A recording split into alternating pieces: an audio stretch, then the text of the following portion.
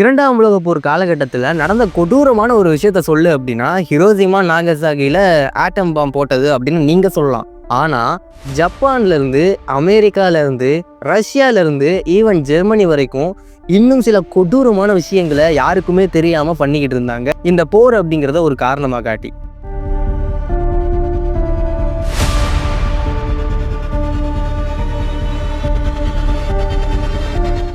அந்த குறிப்பிட்ட காலகட்டத்தில் ஆஸ்விச் அப்படிங்கிற ஒரு பகுதியில் ஜெர்மனி பண்ணிக்கிட்டு இருந்த ஒரு விஷயம்தான் தி ட்வின் எக்ஸ்பெரிமெண்ட். இந்த உலகத்தில் இருக்கக்கூடிய பல நபர்கள் இன்னைக்கு கேட்டாலும் கதி கலங்கி போய் உட்காரக்கூடிய ஒரு டாப்பிக்காக இது இருக்குது. என்ன அந்த ட்வின் எக்ஸ்பெரிமெண்ட்ஸ், அதை யார் பண்ணா, அங்கே என்னென்ன விஷயங்கள் நடந்துச்சு அப்படிங்கிறது தான் இந்த வீடியோ. வணக்கம் உறவுகளே, நான் உங்களுக்கு கருணா.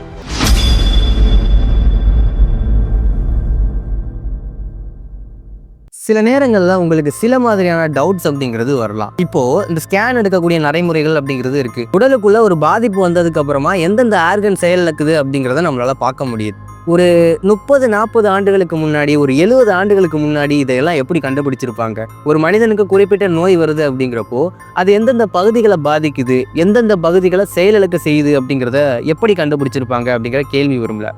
ஒரு மனிதன் பாதிக்கப்படும் போது அவனை உயிரோட கட் பண்ணி எந்தெந்த பகுதிகள் பாதிக்கப்படுது அப்படிங்கிறத குட்டி குட்டியாக அப்சர்வ் பண்ணியிருக்காங்க. புரியலல்ல, நம்ப முடியலல்ல. குறிப்பாக 2ஆம் உலகப் போர், 1ஆம் உலகப் போர் மாதிரியான விஷயங்கள் நடந்துக்கிட்டு இருந்த காலகட்டத்தில் பிணை கைதிகளாக எதிரி நாட்டுக்காரங்களை பிடிச்சிட்டு வருவாங்க. அவங்கள பிடிச்சிட்டு வந்து என்ன பண்ணாலும் கேட்குறதுக்கு ஆள் இருக்காது. ஸோ அவங்க எல்லாருமே இந்த காலகட்டத்தில் சயின்ஸ் எக்ஸ்பெரிமெண்ட் பண்ணுறதுக்கு எலிகளையும் கரப்பாம்பூச்சிகளையும் பயன்படுத்துகிற மாதிரி அந்த பிணை கைதிகளை பயன்படுத்திக்கிட்டு இருந்தாங்க. அந்த மாதிரி ஒரு காலகட்டத்தில் குறிப்பிட்ட ஒரு பகுதி தான் ஆஸ்விச் அப்படிங்கிறது. ஜெர்மனியில் நாசி கேம்பாக இருந்த அந்த ஆஸ்விச் அப்படிங்கிறது பல கொடூரங்களை இன்னைக்கு வரைக்கும் தனக்குள்ளே வச்சுருந்துச்சு. அங்கே நடந்த ஒரு விஷயம் தான் இந்த ட்வின் எக்ஸ்பெரிமெண்ட். இந்த நாசி கேம்பில் என்ன பண்ணுவாங்க அப்படிங்கிறப்போ, ஜெர்மனியில் போர் நடந்துக்கிட்டு இருக்கும்போது எதிரி நாட்டு பிணை கைதிகளாக இருக்கட்டும், தன் நாட்டிலே வாழ்ந்துக்கிட்டு இருந்த யூதர்களாக இருக்கட்டும், தன் நாட்டிலேயே ஜெர்மனியை எதிர்த்து போராடிக்கிட்டு இருந்த சில போராட்ட குழுக்களாக இருக்கட்டும், எல்லாரையும் கொத்து கொத்தாக கைது பண்ணிட்டு வருவாங்க.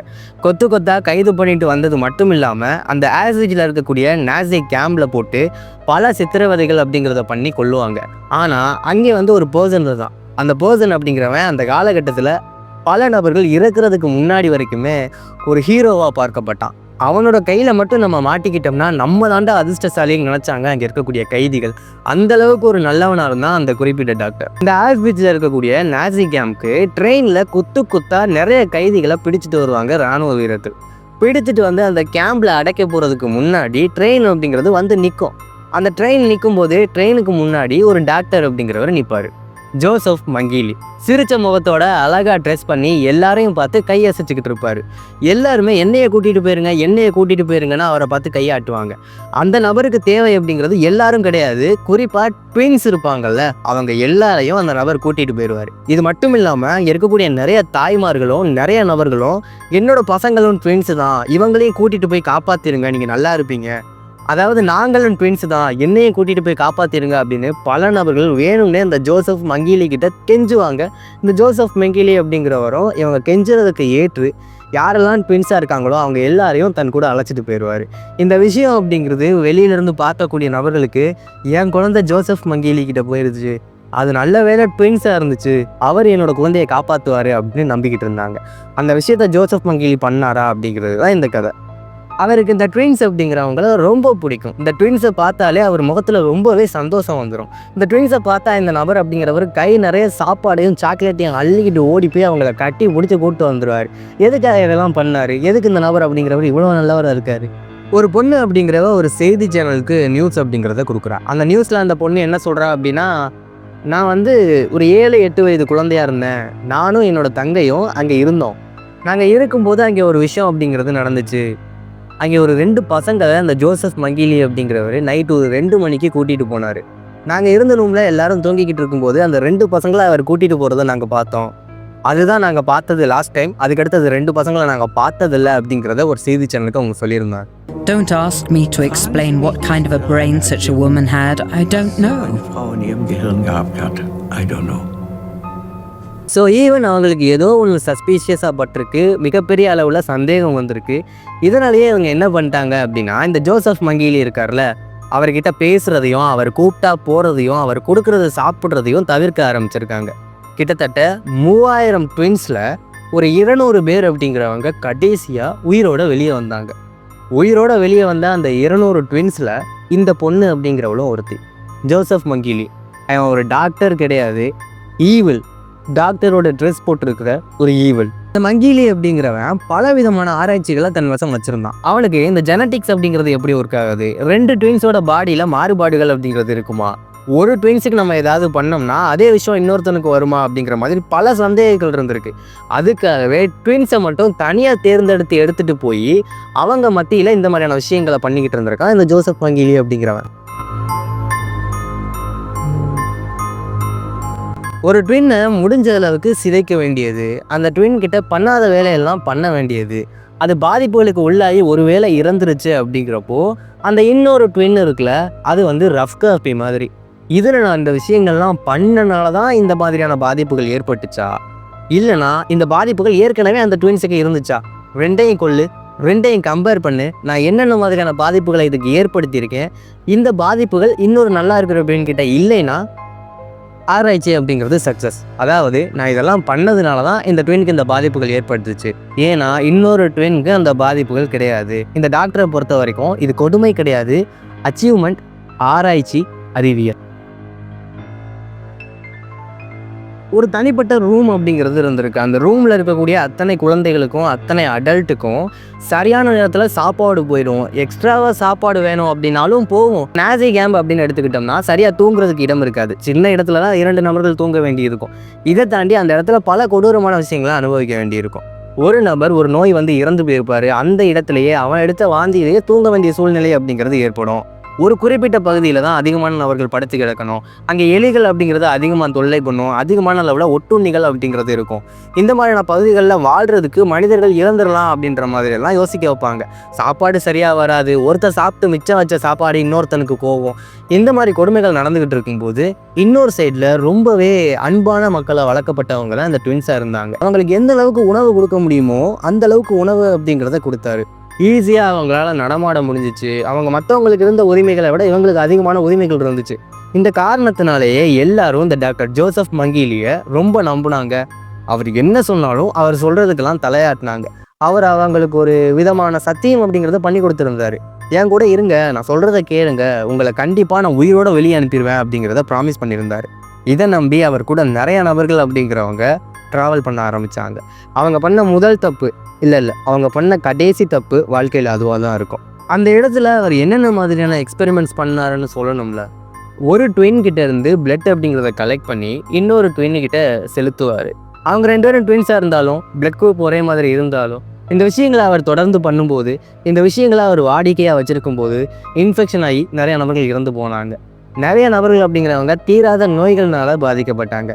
நிறைய நபர்கள் அப்படிங்கிறவங்க என்ன நடக்குது அப்படின்னே தெரியாமல் வாந்தி எடுத்து பலவிதமான நோய்களுக்கு ஆளாகி இறந்து போனாங்க. சில நபர்கள் ஊனமுற்ற மாதிரி கிடந்தாங்க, சில நபர்கள் தெரியாத பல நோய்கள்னால பாதிக்கப்பட்டாங்க. அதெல்லாம் என்னென்ன அப்படிங்கிறத அந்த ஜோசப் மங்கீலி ஒரு பேப்பரில் எழுதி வச்சுருந்தாரு. ஆனால் கடைசி காலகட்டத்தில் அந்த நபர் அப்படிங்கிறவர் அந்த பேப்பர்ஸ் எல்லாம் எரிச்சிட்டதுனால இந்த மாதிரியான கொடூரங்களோட ரிசல்ட் என்ன, இந்த கொடூரங்களை அவர் ஏன் பண்ணார் அப்படிங்கிறது அந்த அளவுக்கு வெளியே தெரியல. இந்த நபர் அப்படிங்கிறவர் ஒரு சில ட்ரெயின்ஸ் கிட்ட கண்ணு ப்ளூ கலரில் இருக்கிறது, ப்ரௌன் கலரில் இருக்கிறது, இதெல்லாம் நோட்டீஸ் பண்ணுறாரு. நோட்டீஸ் பண்ணும்போது இவருக்கு ஒரு ஆசை அப்படிங்கிறது வருது. இந்த ட்வின்ஸ் இருக்காங்கல்ல, அவங்களோட கண்ணியை ஒருத்தருக்கு ப்ளூவாகவும் ஒருத்தருக்கு வேறு கலர்லேயும் இருக்குது. இவங்க 2 பேர்த்துக்கும் ஒரே கலரில் கண் வர வைக்க முடியாதா அப்படின்னு சொல்லிட்டு நல்லா இருக்கக்கூடிய இன்னொரு ட்வினோட கண்ணிலையும் அந்த ப்ளூ கலர் இங்காக இருக்கட்டும், ப்ரௌன் கலர் இங்காக இருக்கட்டும் பாஸ் பண்ணியிருக்காரு. இதனால் நிறைய பேர் கண் பார்வை இழந்திருக்காங்க, நிறையா பேர் இறந்து போயிருக்காங்க, வழி தாங்க முடியாமல், சின்ன குழந்தைகள் அப்படிங்கிறவங்க. ஆனால் இந்த மாதிரியான கருமத்தையோ கொடூரத்தையும் அவன் ஏன் பண்ணா அப்படிங்கிறது அவனுக்கே தெரியாது. ஒரு குறிப்பிட்ட சக்ஸஸ் ரேட்டே இல்லாத, ஏன் பண்ணுறோம்னே தெரியாத ஒரு எக்ஸ்பெரிமெண்ட் தான் இதெல்லாம். இப்போ இந்த ட்வின் 2 பேர் இருக்காங்கல்ல, இவன் இவங்களை கரெக்டாக ஒரு விஷயத்துக்கு யூஸ் பண்ணியிருக்கான். ஆனால் அதுவும் கொடூரம் தான். என்னென்னா, ஒரு டெட்லியான டிசீஸ் அப்படிங்கிறது பரவிக்கிட்டு இருக்குது. அந்த டிசீஸ் அப்படிங்கிறது பரவும் போது அந்த டிசீஸ் எப்படி பாதிக்குது ஒருத்தனை, அந்த குறிப்பிட்ட நோயினால் என்னென்ன ஆர்கன்லாம் செயலிழக்குது அப்படிங்கிறத இவன் தெரிஞ்சுக்கணும். அதுக்கு 2 ட்வின் அப்படிங்கிறத செலக்ட் பண்ணுறான். 2 ட்வின்னையும் ஒருத்தருக்கு அந்த நோயை பாதிக்க வைக்கிறான். ஊசி மூலியமாக செலுத்தியோ இல்லைனா வேணும்னே அந்த நோயால் பாதிக்கப்பட்ட ஒருத்தர் கூட இருக்க வச்சோ அந்த நோயினால் ஒருத்தரை பாதிப்புக்கு உள்ளாக்குறான்.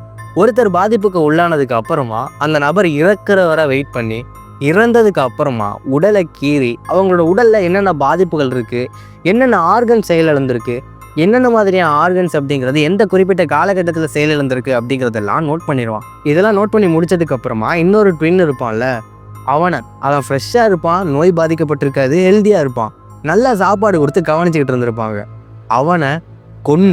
அவனை கொன்னது மட்டும் இல்லாமல் அவனையும் அறுத்த அந்த பர்சனோட பாடியில் என்னென்ன ஆர்கன்ஸ் இருக்குது, இந்த பாதிப்புகள் இந்த பாடியில் இருக்கா, இல்லைன்னா அந்த நோயினால தான் அந்த பாதிப்புகள் அந்த பாடிக்கு வந்துச்சா அப்படிங்கிறத தெளிவாக எழுதி வச்சிருவான். இதன் மூலியமாக ஒரு நோயினால் ஒரு பர்சன் பாதிக்கப்பட்டா அவனோட உடலில் என்னென்ன பாதிப்புகள் வருது அப்படிங்கிறத அவன் கண்டுபிடிச்சிருக்கான். ஒரு கிட்னியை ரிமூவ் பண்ணிட்டு இன்னொரு கிட்னினால் மனிதன் வாழ முடியுமா அப்படின்லாம் பார்க்குறாங்க.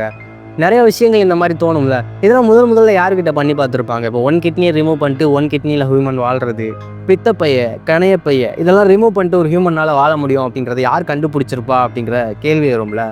சில கொடூரமான காலகட்டங்களில் சில அப்பாவி மனிதர்கள் மேலே ட்ரை பண்ணப்பட்டது தான் இதெல்லாம். அணுகுண்டுகளை வீசினது கொடூரமான விஷயம்ப்பா இந்த உலகப்போர் காலகட்டத்தில் அப்படின்னு நீங்கள் கருதினாலும், அந்த அணுகுண்டு வெடிக்குது, அதனால் நம்ம சாக போகிறோம், அந்த அணுகுண்டு அமெரிக்கா போட்டாங்க அப்படிங்கிறத உணர்றதுக்கு பல மில்லி செகண்ட்ஸ் முன்னாடியே ஒரு மனிதன் சாம்பல் ஆயிடுவான். இந்த உலகத்திலேயே சுகமான மரணம் அப்படிங்கிறது அணுகுண்டு வெடித்து சாகிறது அப்படிங்கிறது மறுக்க முடியாத உண்மை.